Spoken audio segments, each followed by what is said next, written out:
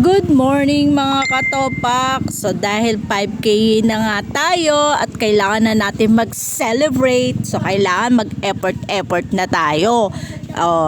Ako po si Ate Jopak ninyo, ang inyong lingkod na may 5K na dito sa Meta ni FB.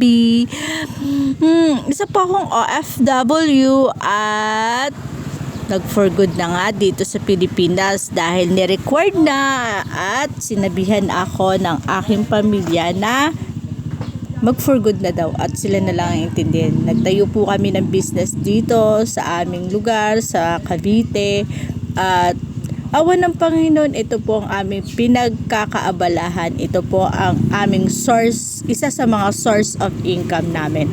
At dito kailangan matyaga ka, kailangan focus ka, kailangan alam mo yung ginagawa mo, kailangan hindi ka lang isang boss, kailangan isa ka ring empleyado, kailangan alam mo makisama, alam mong makibagay, at para kahit papaano alam mo rin kung paano patakbuhin i-manufacture ang iyong negosyo para hindi po siya lulubog.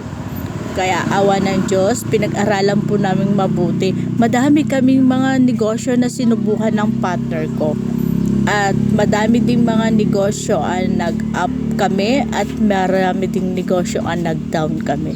But this time, awa ng Panginoon, nag-focus kami at sa tulong ng Panginoon, nakapag-focus kami at may mga struggle man o challenges na kinakaharap namin, awa ng Panginoon, nagagampanan namin at pinag-aaralan din namin kung paano makibagay, makisama sa mga iba't ibang uri ng klase ng tao. Merong mayaman, nag-aastang mayaman. Thank you for watching!